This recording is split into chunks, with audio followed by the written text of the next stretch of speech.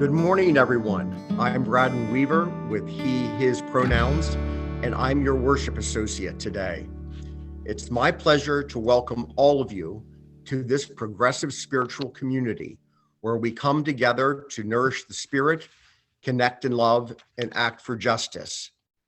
At UUCL, as we like to refer to ourselves, love is our only doctrine, and service and justice are our most sacred prayers. So we pray by striving to live lives in words and deeds that affirm that Black lives matter. And our doctrine of love has moved us to affirm for decades that love is divine and love is what makes a family. This Unitarian Universalist congregation is a place where we come to learn more about being human.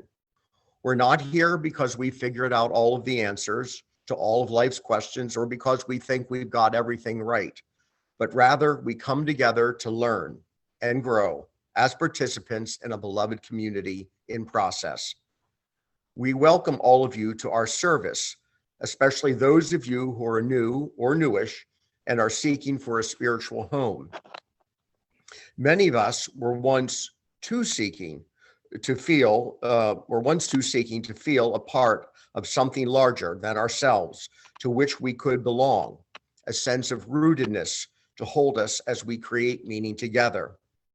We do that here, though not perfectly. In this congregation, we strive not for perfection, but for authenticity, connection, and commitment to spiritual growth. So whether it's your first time here or your 500th time, we hope that you'll find questions that stretch you, people that befriend you, and progressive spiritual values that challenge you to join us in living boldly, loving boldly, and living justly, welcoming radically. I now invite us to take a breath, arrive here, and prepare ourselves to enter into sacred space as Reverend Israel lights our chalice, a beloved symbol of our Unitarian Universalist movement. For our chalice lighting, what are we, any of us, but strangers and sojourners, forlornly wandering through the nighttime until we draw together and find meaning of our lives in one another, dissolving our fears in each other's courage, making music together and lighting torches to guide us through the dark. May we kindle this light in our time together, guide us once again through the dark and into the bright dawn of courage. Well, welcome to all of you into this, our pursuit towards the bright dawn of courage together. I am Reverend Israel. I am the minister of this congregation, and I use he, him for pronouns. And it's really, really lovely to welcome all of you here today, too. It's my pleasure to be able to do that. And it's my pleasure to be able to see so many of you here joining us in this, our virtual sacred space today. And I hope you'll take just a moment to look around. If you have your video turned off and you feel comfortable turning it on, I invite you to do so that you can all look around and see who you are here with. See the people that you are here with to enter into something brave and bold and new together.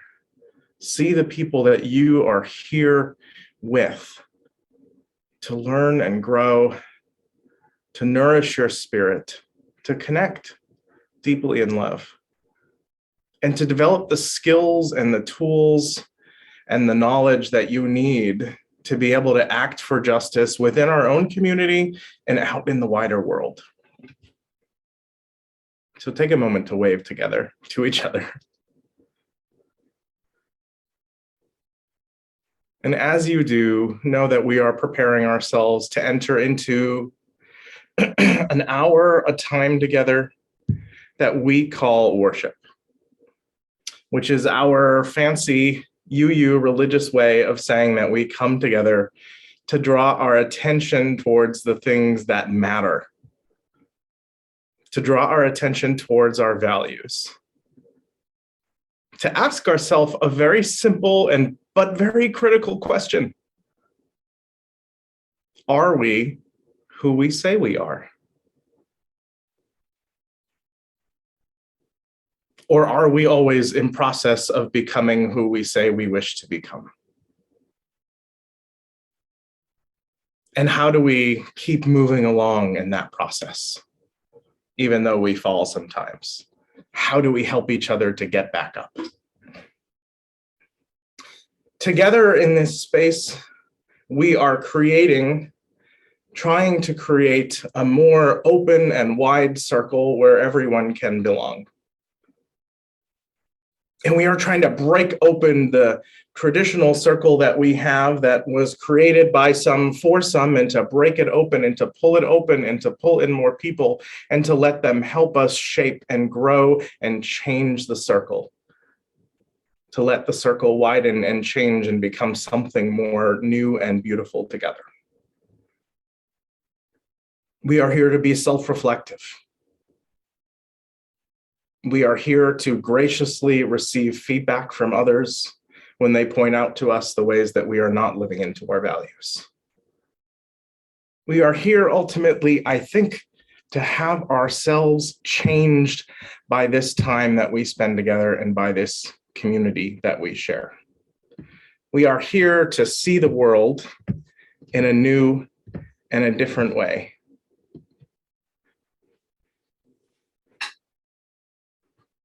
We are here because we know that we don't see the world as it is always, we see it as we are.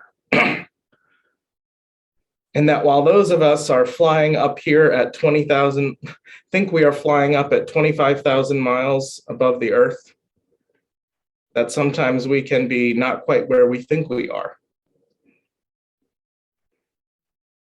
That sometimes we have a mental model failure on our hand in this world. And so I don't want us all to be pilots in an airplane, looking out and thinking, what's that mountain goat doing up here in this cloud bank? We're trying to come together so we can learn and grow so that we can remove the clouds and see the world as it truly is. See the ways that we are perhaps not piloting our ship in the ways that we ought to be. And to help each other to point it out.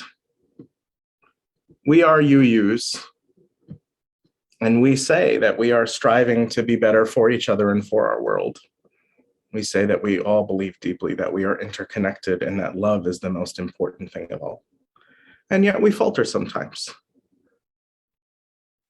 We realize that we are trying to create a better community, and that means that we need to get out of our heads and get out of our egos and to embrace an open heart, to embrace truly our interdependence, to embrace a love that is fierce and tells the truth.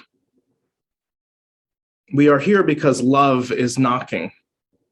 And it is asking us to open ourselves and our hearts to invite in new perspectives. So here in worship, we prepare ourselves to open the door, to open and invite love in, so that love can come in and sing and dance all around us. To open the door so that we can let in new life and new love, and more liberating life for all. Enter in with me now to this hour, this moment of worship, and let love in.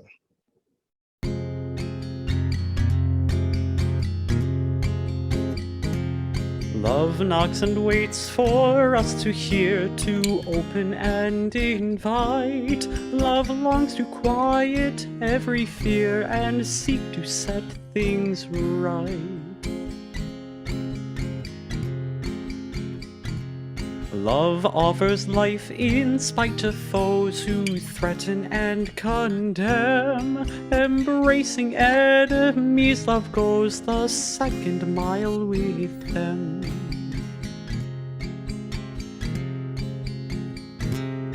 Love comes to heal the broken heart, to ease a troubled mind.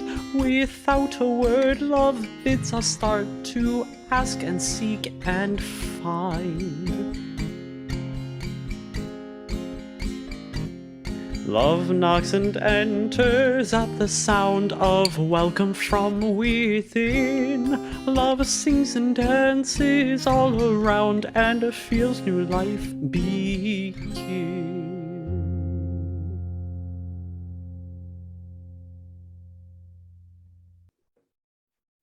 We continue our journey this morning of entering into this space together, of entering into this circle of love together, by bringing all of who we are, by opening our hearts for each other, to each other, and for ourselves, by opening our hearts, by not leaving all that we carry behind at the door when we enter in, but by bringing ourselves and our lives and our experiences, our joys, our sorrows, and our complex truths authentically into this space.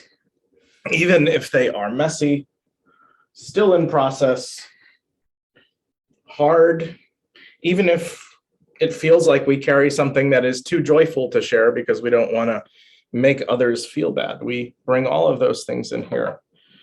We examine our hearts because we know that we cannot live more authentically and fully and lovingly unless we can be honest with ourselves about what we carry, or at least be open to try to make sense of them, be open to try to begin to make sense of what is still in process, and be open to try to make sense of what has not yet been named, or what has not yet even been identified as a feeling in the heart. So for those of us who carry things that we need the help of this community, that we need to name out loud so that we can begin to process it or be held, this is our time together to name those things that need to be named, to name those complexities, to try to name those complexities, so that all here can witness with you and hold you, or at least help you to hold space for all that you carry. So I invite you, if you wish, to type your joy, sorrow, or complex truth into the chat in 15 words or less. And we will drop a stone into this, which symbolizes our well of community where we all draw our sustenance from, our nourishment from. If you're joining on Facebook, you can type it into the chat there too, and we will read it aloud here.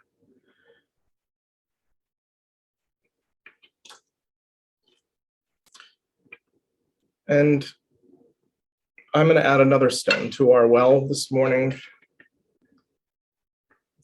It's for all of you and all of us. All of the joys, sorrows, complex truths, truths in process, and truths that words can simply not express this morning. For all that we carry and you carry in your hearts, for all of us together, let us know that we are held in this deep, warm well of community.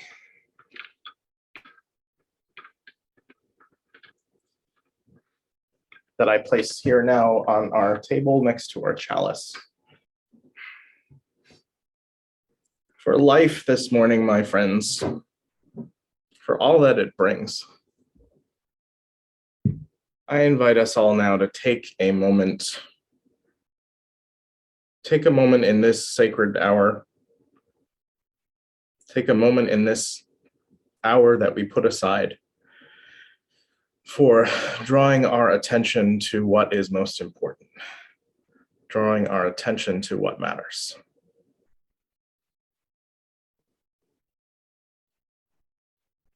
So take a moment in the spirit of intentionality, mindfulness, contemplation, in the spirit that some know as prayer, to be present to life. And won't you, if you are willing, take a couple of deep breaths with me, because I find that that is the best way to remind myself that I am alive.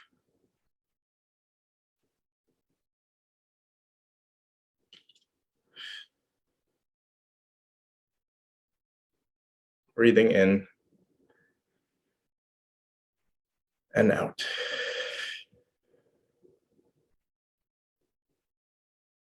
And one more time. And if you haven't taken a deep breath already, I hope you will do so.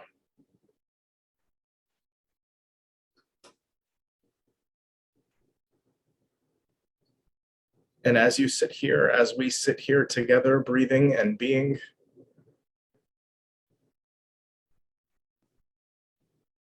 let us remind ourselves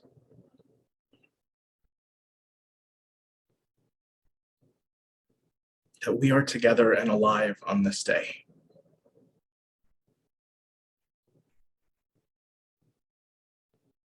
That we are given life on this day. Whether it is our first or our last day.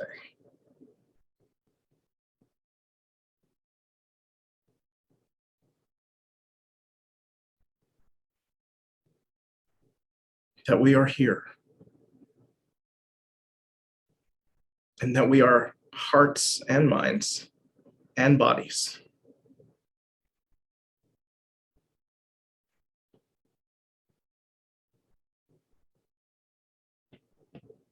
That there is a love and a light and a spark of creativity inside each and every one of us.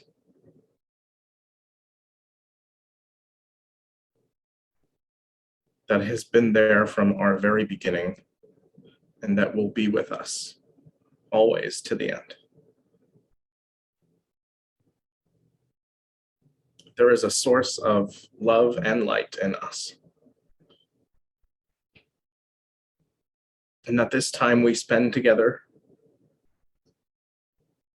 this practice of being mindful together, of striving to be better with each other, for each other,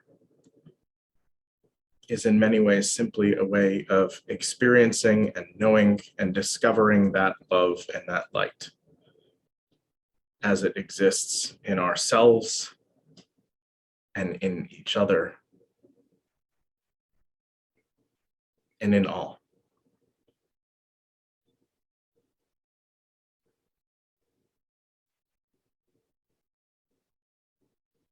And so as you breathe, and as you listen to the song that is about to come up,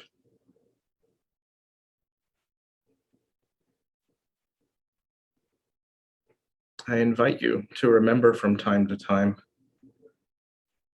to stop and to pause and to seek that love and that light in you and in others. To remember that when life is distracting, it can be so valuable to take the time to discover the way that things truly are.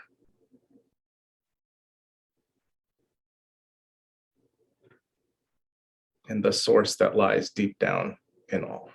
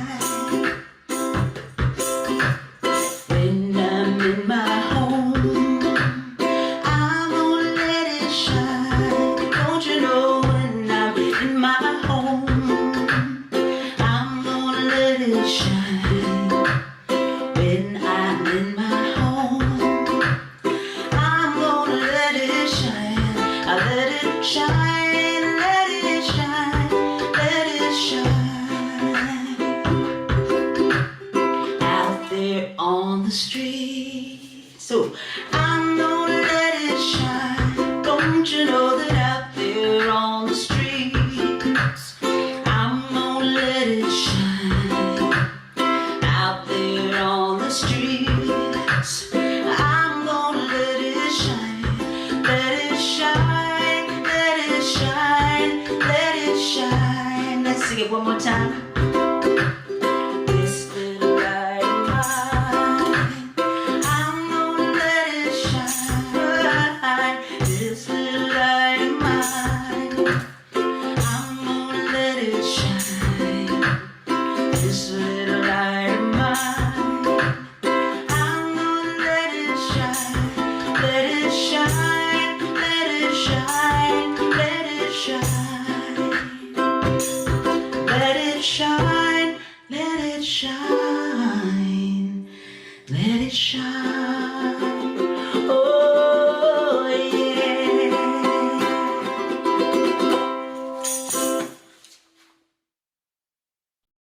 So what we're trying to do is to create a space where everyone can let their light shine. And so that we can let our light as a community shine out into our wider community and share with it why we are here, and the life-saving, and to be able to share the light of the life-saving power of Unitarian Universalism. The fact that we have a community that can welcome atheists, Christians, Jews, Buddhists, people who believe and find beauty and wisdom and truth and knowledge in nature, people who look to the cycles of the earth, people who aren't quite sure, people who believe in the power of science to show us the way that things truly are. The fact that we can have a space that welcomes all of that in. We've gotten pretty good at being welcoming of theological diversity here in this space. That is kind of our thing as UUs. But we don't always excel at welcoming diversity in other ways. Sometimes when different lights come into this space, they find that they are sort of snuffed out, a little suffocated.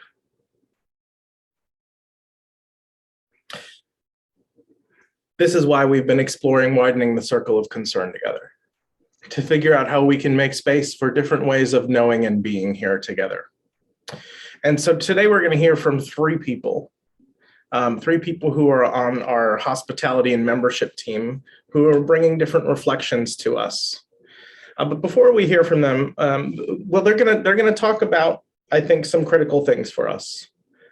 One of them being aware is the importance of being aware of how our actions affect each other and how they affect newcomers, and not just our actions, but our culture here, the way that we are together and that we sometimes don't even think about it, the way that we come together in community, how that affects newcomers and people who have been here a while too, and how that affects our culture of radical hospitality. We'll also hear today about how our social location and our identities and intersections of privilege that we carry play into how our community is formed and how we move about in our community and how we interact with each other and how we understand and allow each other to authentically express who we are to each other. And if there's something that I want you to hear today, there's a few things that I want you to hear, or I hope that you'll get out of this conversation. That we have to make space to reflect on how identity plays into our community. It plays into our ability to come together in community. And there's a tension when we pay attention or we talk about people's identities, and it's this. There are some identities that are completely fabricated, cultural constructs. Yet the effects that they have, the roles that we create as a society, the rules that we create as a society based on those totally manufactured identities, those effects are completely real.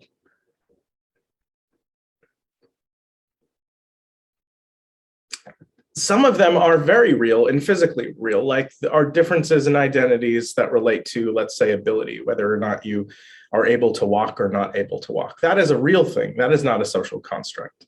But the effects of not being able to walk in, let's say, a sanctuary where the pulpit is only accessible by stairs, that's real. Just as real as the of not being able to walk. And then there are things like gender, which is a completely social construct. The way that we perform gender in our society is completely fabricated. Gender doesn't exist. It only exists because we say that it exists, and we have created gender roles. And the effects of gender roles, the effects that we have created, are very real and lead to huge inequities in our society. And of course, the big one that we often talk about, that I think is often the most complex to talk about, which is race, which is completely invented. White people invented the concept of race. However, the effects of that creation are so strong, have so much consequence. And so we have to talk about these things. We have to talk about race and privilege, because whether they are real or not, they have effects, like I said. Our growth, what we are trying to do together, lies in the ability to hold these two ideas at the same time. That fundamentally we are all one, and that we are deeply interconnected, and that we all share the same source of love and light.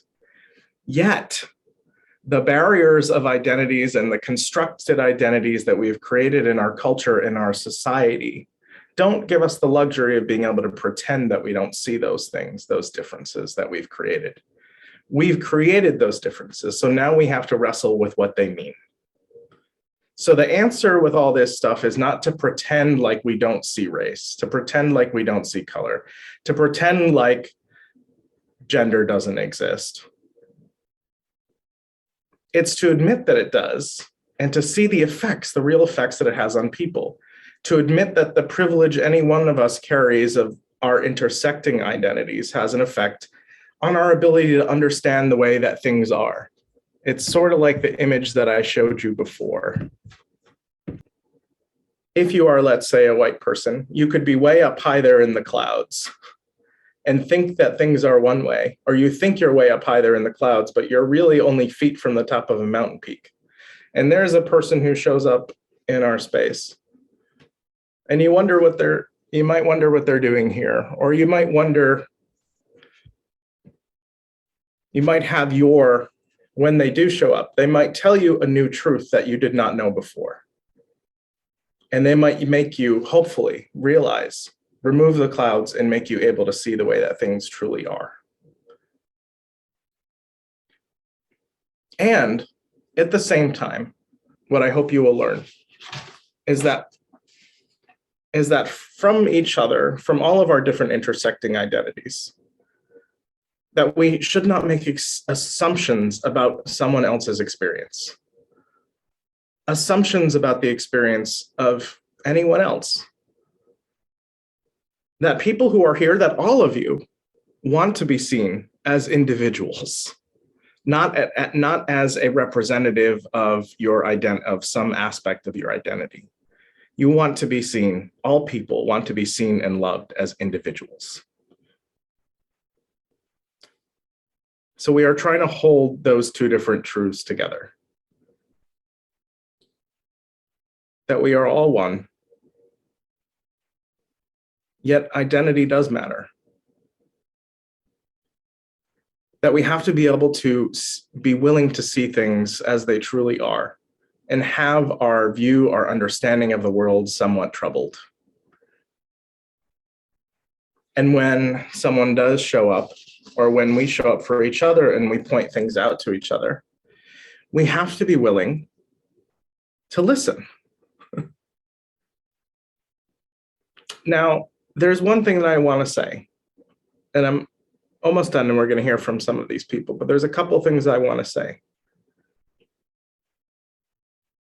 We are trying to learn and educate ourselves by reading this Widening the Circle of Concern report. And we're also trying to do that by talking and having conversations with each other. It is all of our jobs to wrestle deeply with this stuff and to educate ourselves, to do the reading that I've asked you to do, because it's not the job of people of color or Black people or people who show up here in this space to teach white people about what it means to be a person of color, to teach white people about that experience.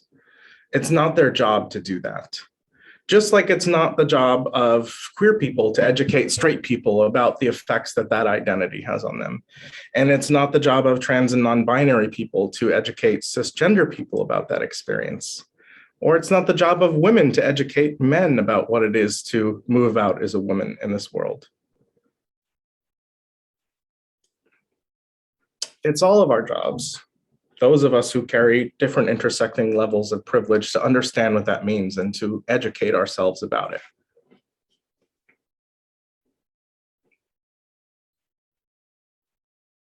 Because, well,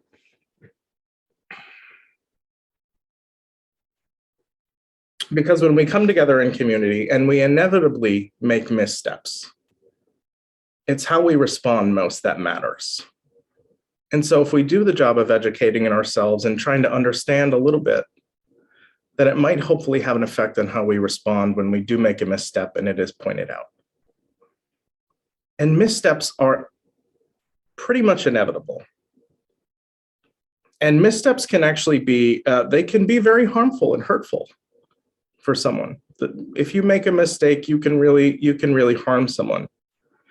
However, it's the way that you respond when you do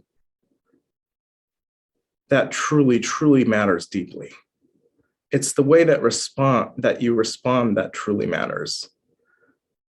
It's the way that we respond that shows if we really are who we say we are. People who are willing to try to hold space to make sense for many different ways of knowing and being in the world. Because missteps, like I said, are inevitable. We live in a culture that is racist, homophobic, transphobic, ableist, sexist, and classist. That is our culture. All of us who live in it, that culture lives in us too. And so even if we are UUs who are committed to making our world better, we are bound to screw up, because that is just the world that we live in. It is so deeply embedded everywhere. It doesn't mean that a person is a bad person because they make a misstep. It just means that they are living in this world and trying to do better, hopefully. So, what we're doing together, my friends, is trying to be loving enough to realize that our intentions don't matter. It is the impact that our actions have that do. Impact matters more than any good intentions. So the spiritual practice that we have together, my friends, as we listen to these testimonies today, is to let go of our egos enough that we can embrace a care. We can embrace concern and love. We can embrace an inclusion that can hold all of these things, that creates a wide enough circle to include our expansive and loving theology. We're going to hear first from Brad Weaver.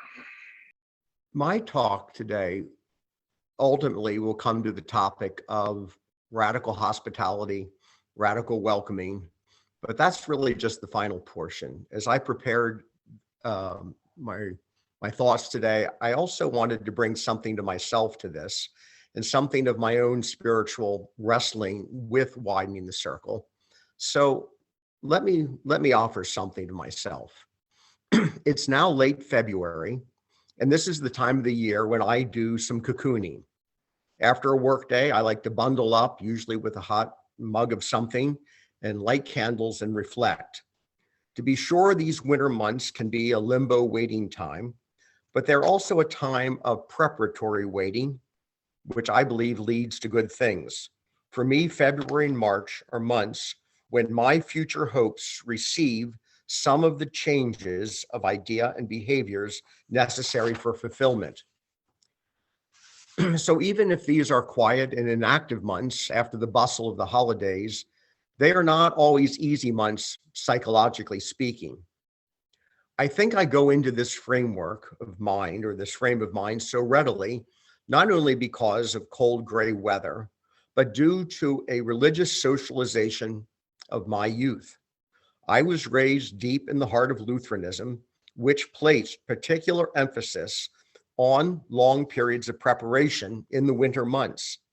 In December, there was Advent, and that was all about preparatory waiting, looking forward to a coming manifestation, the incarnation, of course, of the divine, which would help us, enable us to be more fully living beings. And in March, there was Lent, 40 days of it, a time of quiet reflection, penitential in nature, and a time to think about the state of one's own soul and give up things, make sacrifices, and prepare for a resurrection or a second chance, a new beginning.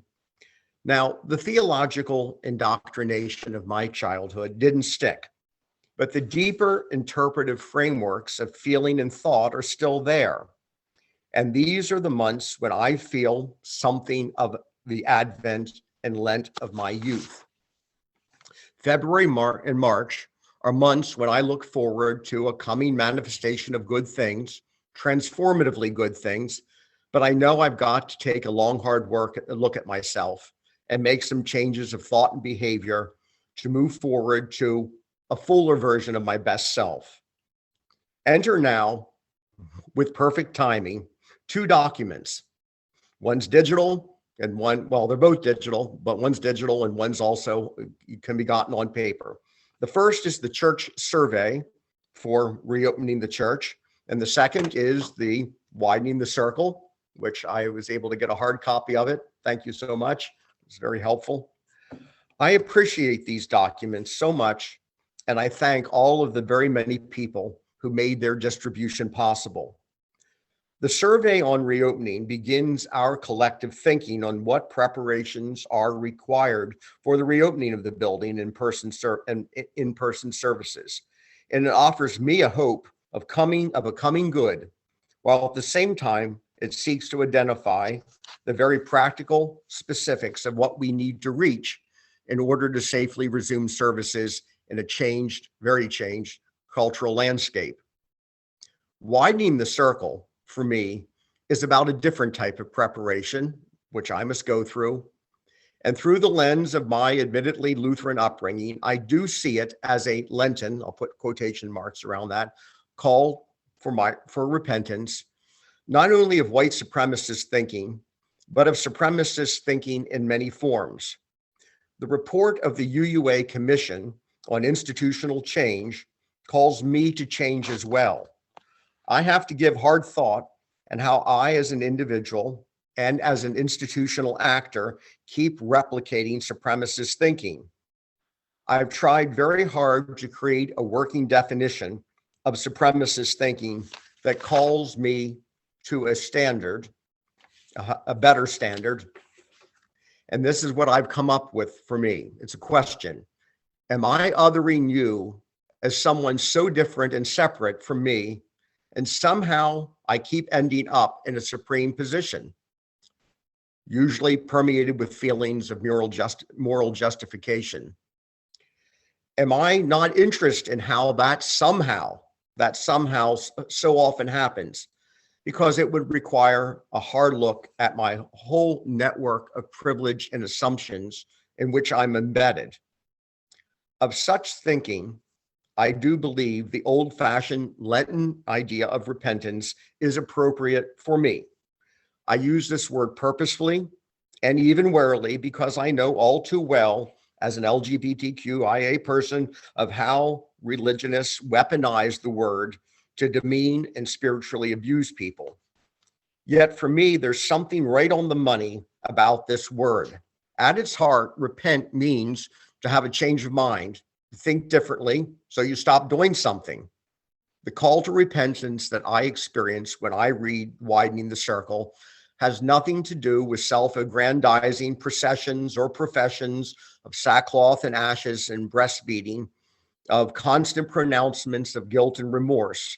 For we all know that symbol manipulation for public performance and consumption is the perfect distraction for those who wish to change absolutely nothing. Rather, repentance for me means I've got to end the practices of supremacy that hold everyone back, including me, of course, and snuff out the lives of institutions that I want to see flourishing. It's that simple and yet that hard, because an act of repentance, a deliberate, sudden, gracious U-turn, free of dramatic self-centering is tough. And yet spiritually mature truth seekers have done just this. They've looked in the mirror, they've seen the way they were, they've stopped it, and they've made restitution and moved forward to live life a better way. It's that call to getting on living life a better way that also resonates with me in Widening the Circle. Its aim is not to infuse me with guilt that I'm a bad person. Its aim is to have me to think how I can transcend these damning limits and build a strong, beloved community, not just one holding on, but a community that's reaping incredible benefits of inclusion, diversity, and interdependence. It's that call to a hope of coming to something better, of a sacred becoming, something becoming manifest, if I can use the old-fashioned words, made flesh, that reminds me of the spirit of Advent from my youth. Indeed, Widening's the call is about transcending limits and preparing for it. And it's profoundly a document about an advent, an arrival, a coming of something of critical importance to our life is and the spiritual home here that's such a part of our life. Now, after all this thinking and framing and mental preparations, what can I practically do? Indeed, this is a question I've heard from many of you. Many of us have said we've read through the academic language, the commission, technical jargon. What can we do? And I have found that answer on page 47. On page 47, there's a nice box there that says congregational practices to increase equity, diversity, and inclusion. In this box, there's a small bulleted footnote about the need for a church to have ushers, greeters, coffee hour people, and they're all listed together, not individually, not all doing their own thing, but working together. They don't use this word exactly, but it's really about a hospitality team. Why is this so important to the call of this book? Because the very first minutes of a person's arrival at church, and indeed their moments after the service, are critical. I think some of the most important roles that we can work on when we get back is the role of ushers and greeters. Also in this box, it calls not only for a robust team with many, many types of people being part of it, it calls for role playing. It doesn't say much more about what this role playing is about, but I believe it's the role playing of radical hospitality, best practices, setting standards for how we welcome people to include them. I look forward when we get back to being an usher and a greeter and to helping this radical hospitality come about. I'm going to bring my remarks to an end very soon because there's other people who have something great to share. But afterwards, I'll be in a breakout room, and I would like to talk with anyone who wants to about radical hospitality best practices. But let me just end with this. The best practices of radical hospitality are something much more than treating a person as an honored special guest. In fact, when we do that, we other the person as a person who might receive great respect today, but is not really a part of a person, a part of the community. Radical hospitality means treating a person as someone who belongs there and only there with you right here and right now. It does away with all sorts of assumptions about their personhood and listens. But there is a grand assumption behind radical hospitality, which is you, the person I'm now meeting, want to be here, and I want you here as well. You belong here with me, and what can I learn from you in your life? That's the very first practice of radical hospitality. And I look forward to you when we reopen the building to maybe working as part of a team where we can begin to provide the best practices that brings this to fruition. Thanks. And our next speaker is going to be Leslie. I do not have white privilege. Well, that's what I told myself for years. After all, I grew up on Long Island in a small, all-white middle-class town. I went to college in upstate New York and had a close group of friends, all very much like me. I was also one of those college students who traveled throughout Europe on my parents' dime, I might say, during the summer between junior and senior year. After college, I moved here to Lancaster. I quickly learned where the quote good and bad parts of town were. I began my career as a social worker, surrounded again by people who looked exactly like me. I never saw any of those things as white privilege. I do now. I'm an open-minded, accepting woman. I convinced myself I didn't evaluate people based on the color of their skin. Sure, I've never been treated differently at a fancy restaurant or a high-end store. Sure, no one ever crossed the street when they saw me coming. Seriously, though, when my first husband and I divorced, my standard of living plummeted. I became a single parent, trying to make ends meet on $20,000 a year with no real child support. After paying the mortgage, car payment, groceries, and utilities, there wasn't much left over. Yet I never felt one step away from homelessness because I had family, I had a safety net. I knew they would never let me and my daughter go hungry. Remember, though, I had a home, I had a car, I had a job, I had a child, and I assumed I deserved those things. In my daughter's senior year at McCaskey, I took her on a college visit. We were following the tour guide around campus, peering into classrooms and dining halls, when unexpectedly, my teenager turned to me and simply said, "We can go now." Really? I got out of bed at 4 o'clock in the morning to make it there for the tour. I certainly wasn't going to leave just like that. To my incredulous why, here is what she said. "Everyone here is white, Mom.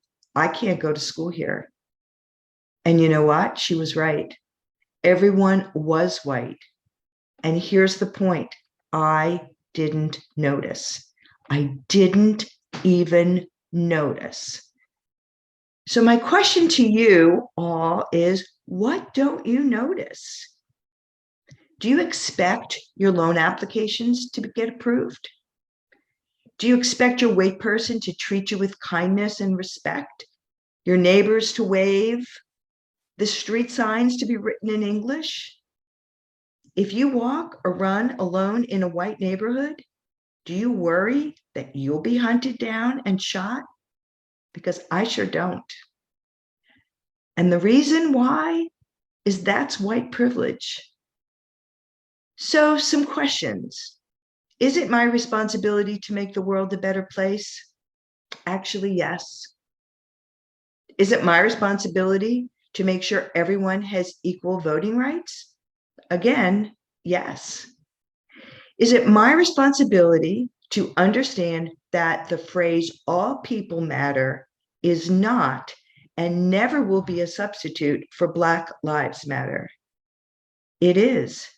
It is also my responsibility to work with my church, UUCL, to welcome everyone, regardless of skin color, economic advantages, gender, or sexual identity.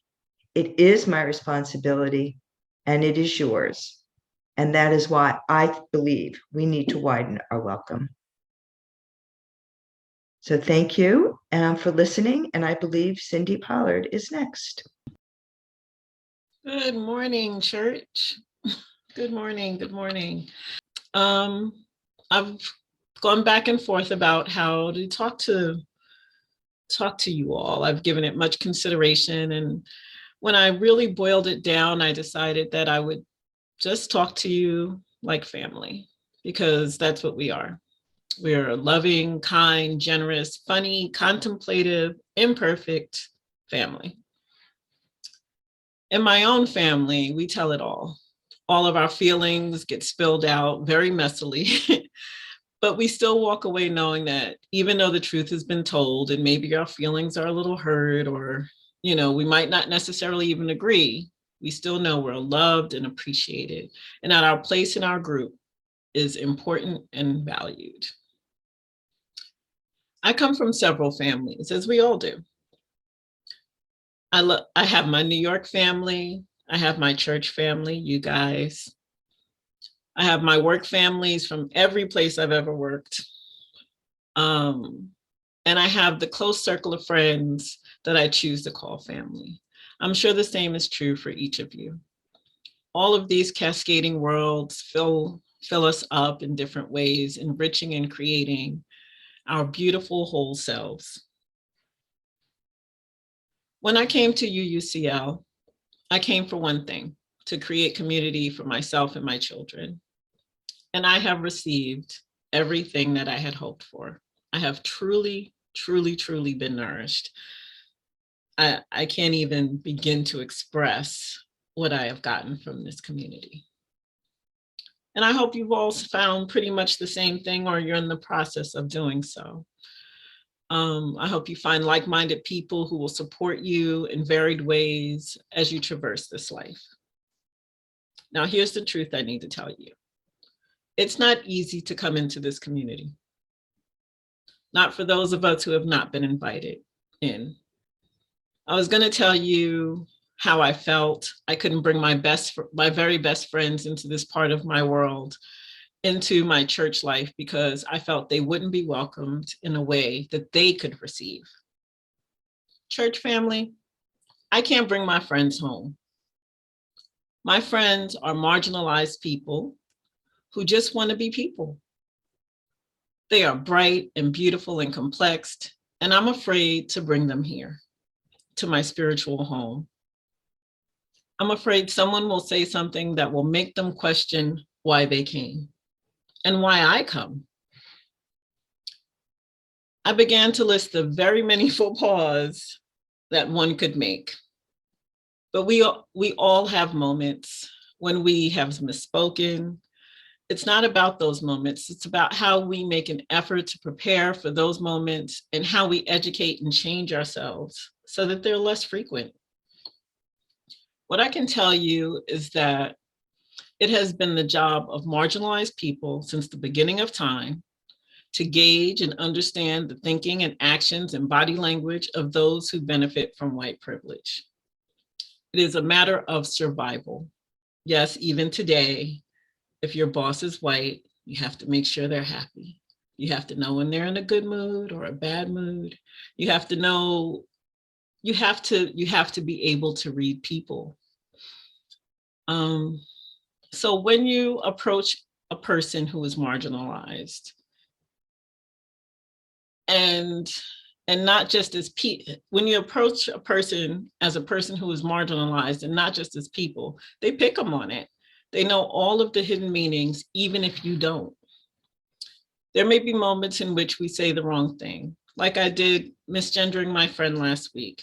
In those moments, it is my hope that with love, someone will correct me.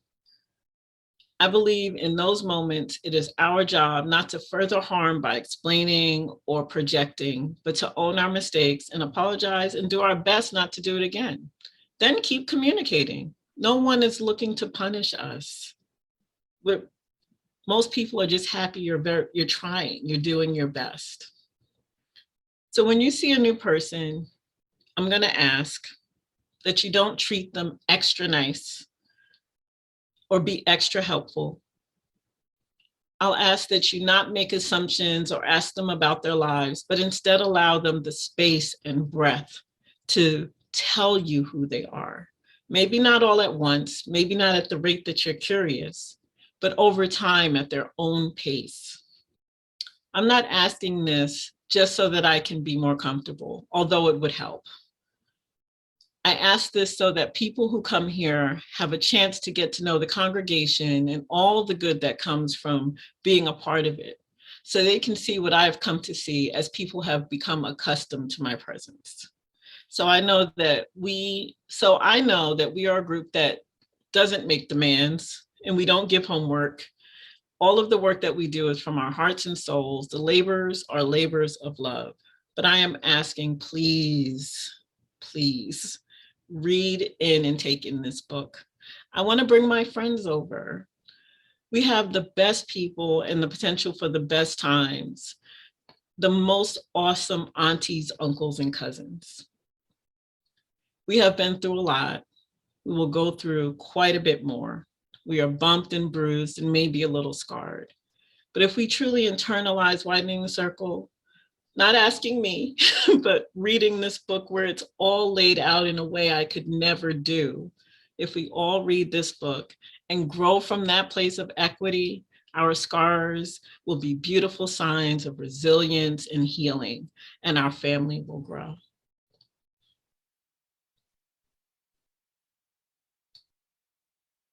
She just wants to be beautiful, she goes unnoticed, she knows no limits, she craves attention, she praises an image she prays to be sculpted by the sculptor.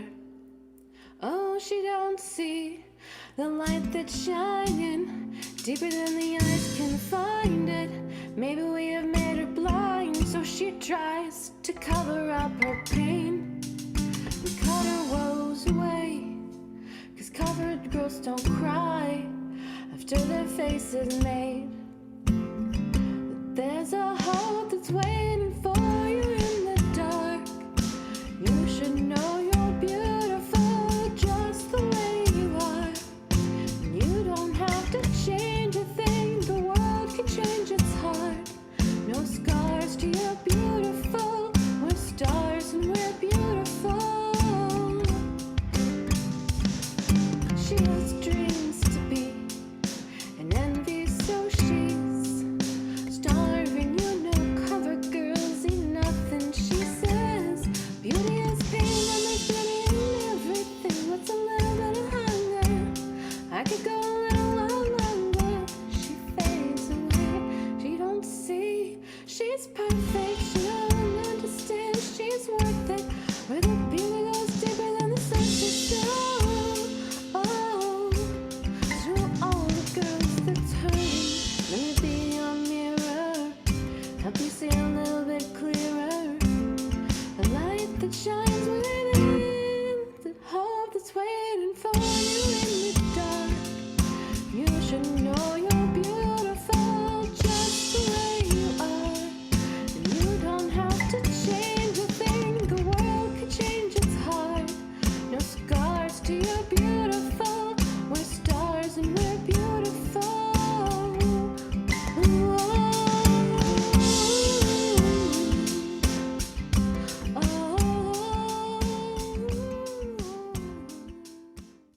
We now take an offering as an outward expression of our interdependence.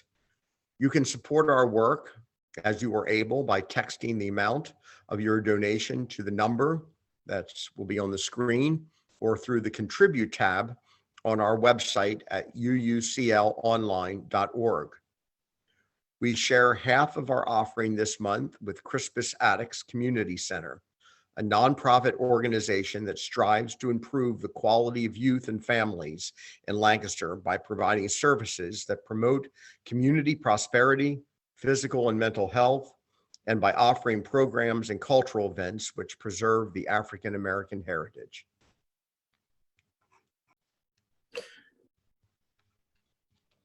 Go forth from here, my friends, although stay, please, for discussion. Go forth from here and take the light that you have gathered here in this place, the light that is already within you and within all people. Take the light with you out into your everyday lives. Let it shine and let it illuminate the world as it truly is.